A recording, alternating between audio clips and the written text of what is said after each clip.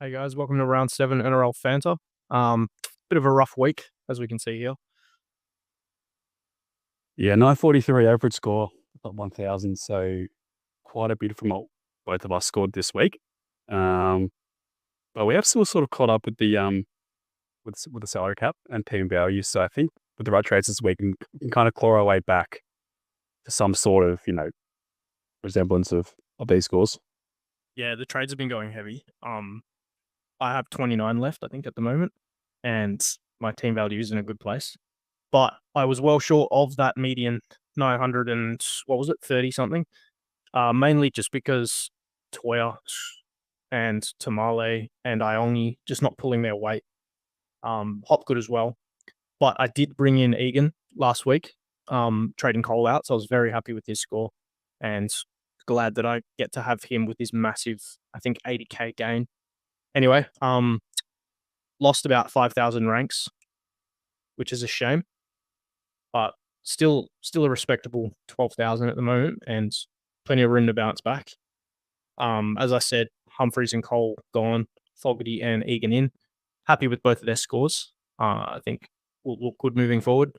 And 7 trades used, which I think is a lot less than some of the other more competitive players. So in a good place.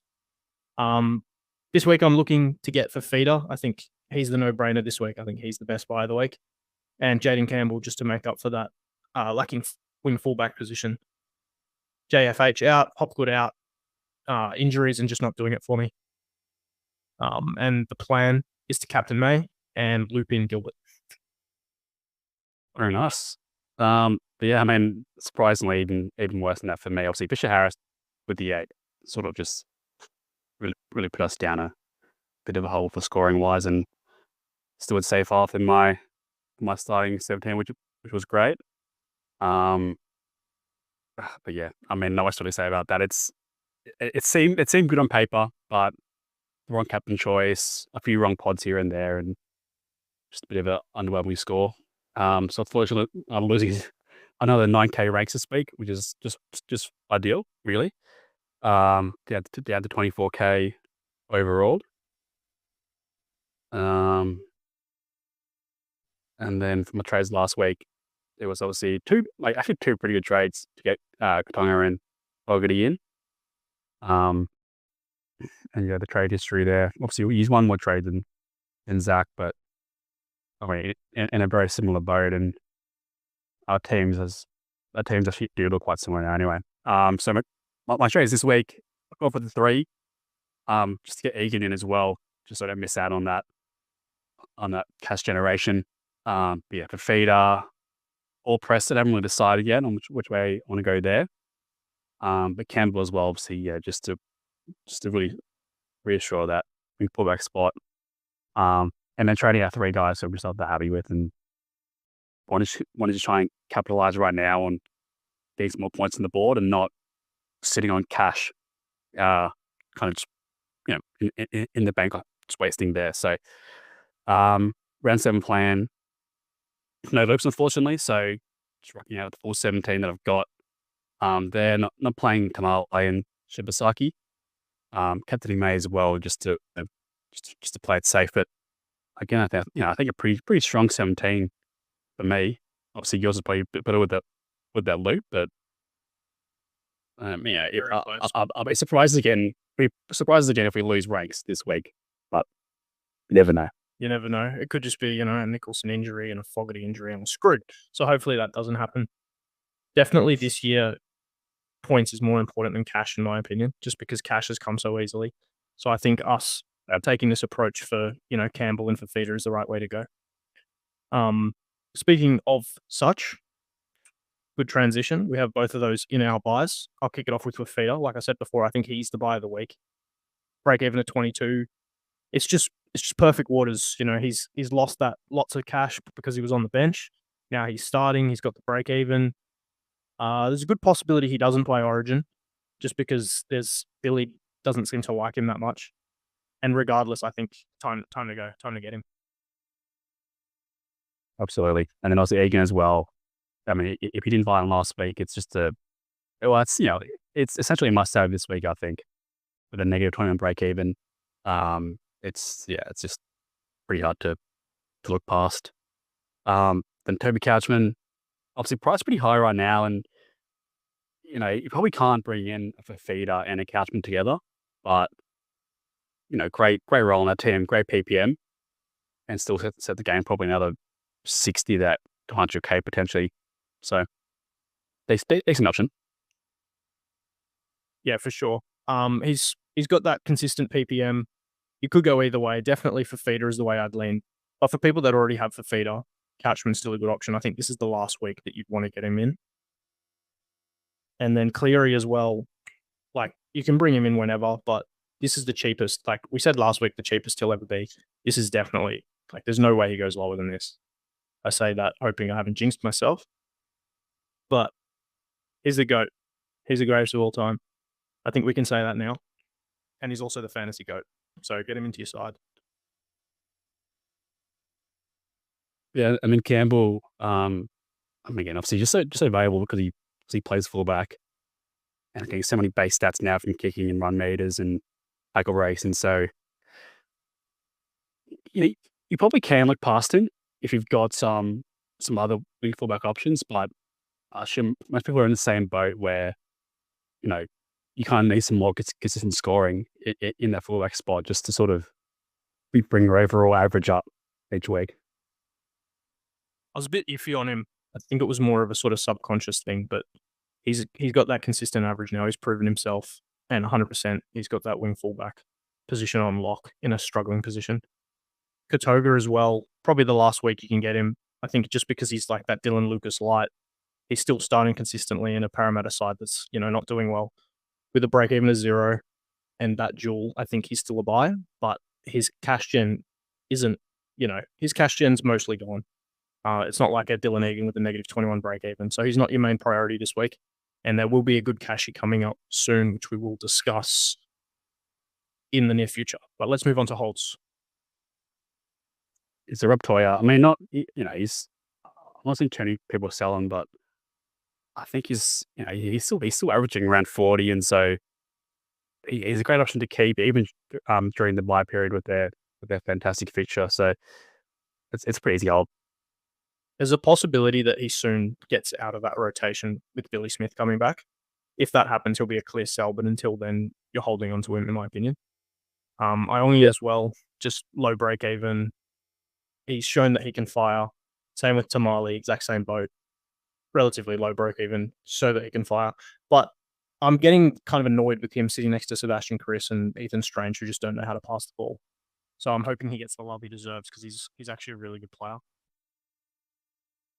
And does play round 12 as well. So it's ideally like don't want to hold him until then, but I have to say. And then both Verma, I mean, if you start with him, you start with him for a reason. Obviously, it's been annoying with his scores, but kind of just need to hold on to him now. If you sell now, then you lock in your losses. So he's going to be a buy soon as well. Anyway, we have that coming up also as a little preview. But moving on to Watson, he's a hold. He's on your team. I'll let you talk about Mr. Watson. Yeah, I mean, they actually ended up playing 80 minutes last week in a game where no one really scored. I think Harsh got the highest score of the game with 58. And so it just wasn't a great fantasy game in general. So if the minutes are there and he's playing 80, he can still average close to 60 in that hooker role. So it's a pretty easy hold now. My plan is to hold until at least round 10 until they buy, and then decide at that point do I move them on or keep them. But pretty easy to hold for the next few rounds. Yeah, for sure. These three here, I think, they're here because they've lost value quite a lot, and people may be a bit concerned about that. But they're all entering ranges of soon-to-be buys. I think when a player enters that range, they maintain a hold, especially when they can fire. Out of the three of them here, I think Munster's the biggest sell if you want to pivot to someone like Fafita or Cleary.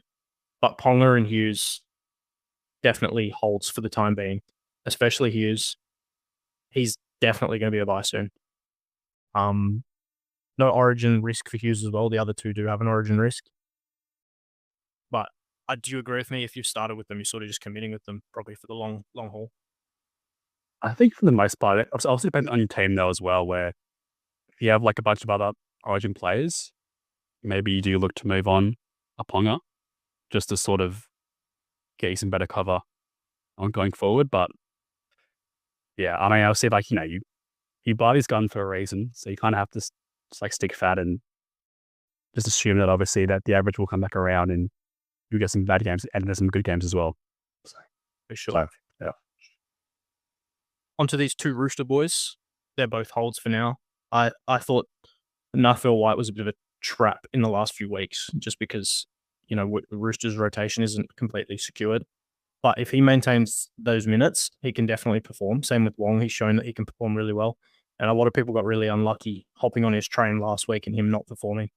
But he will come back around and he will keep doing what he's doing. I guess slumps just happen. You can't be jumping off someone just because of one off game. Yeah.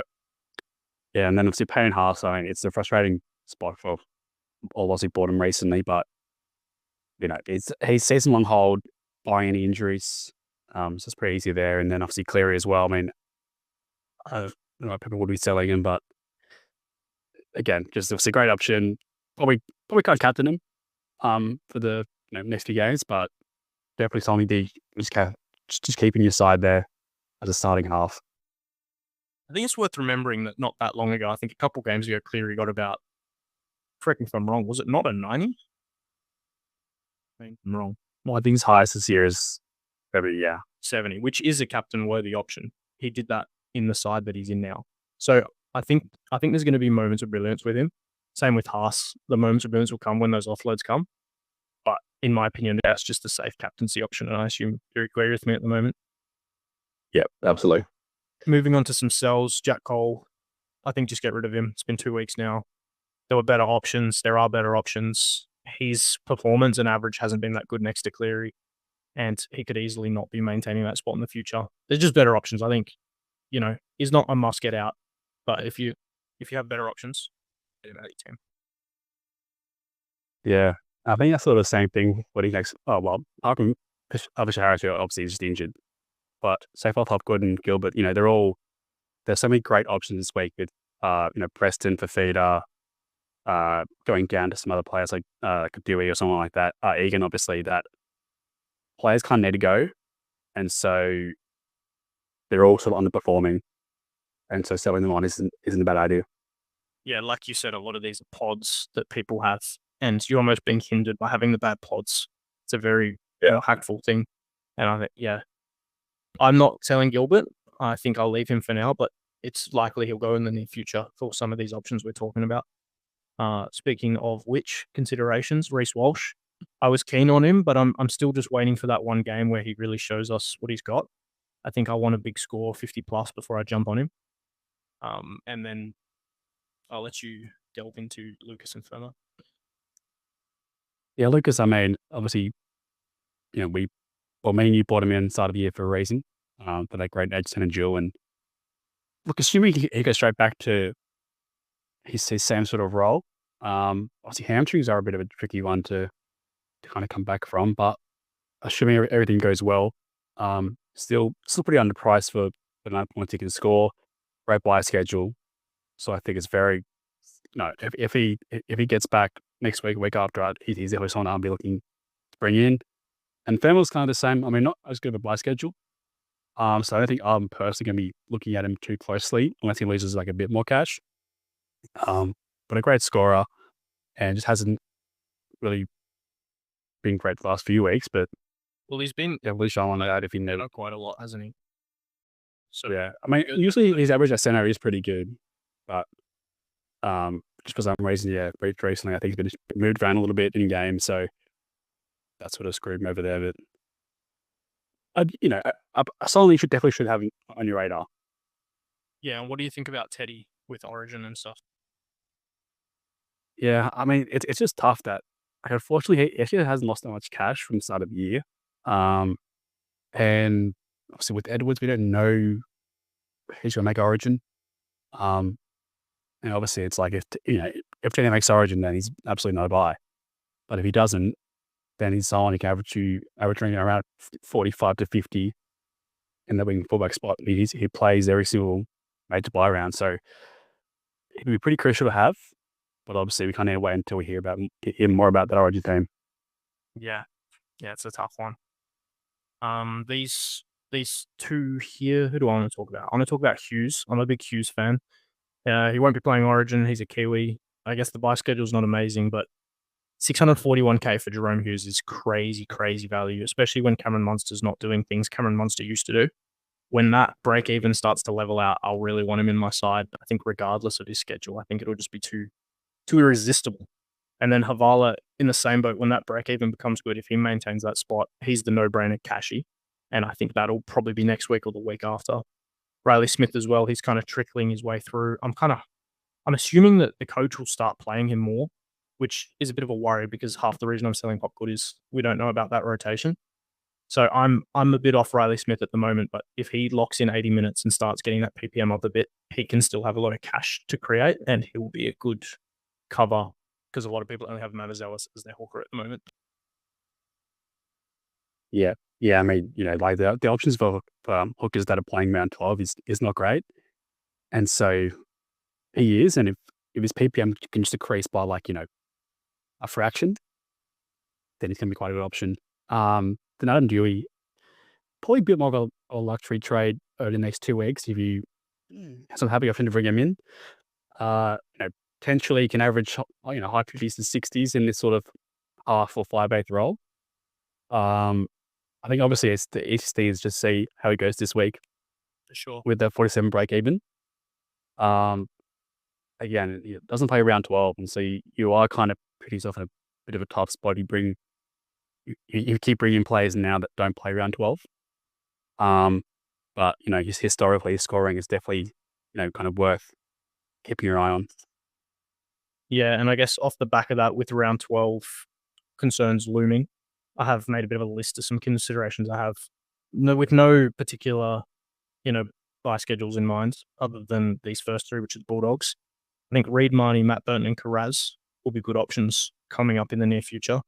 I'll read off some of the others I have, which is Jack Whiten, Jaden Brayley, Ponga, Daniel Atkinson, Nanai, Jack Todd, and Latrell.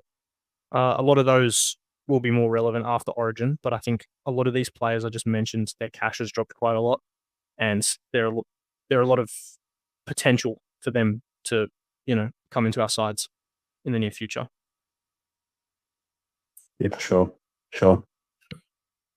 And yeah, Adam Dewey, he has goal kicking as well, correct? He should, yeah. He should just have it, yeah. So yeah, it's pretty good base, but yeah.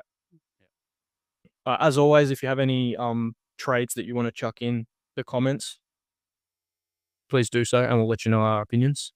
And until next week, good luck out there.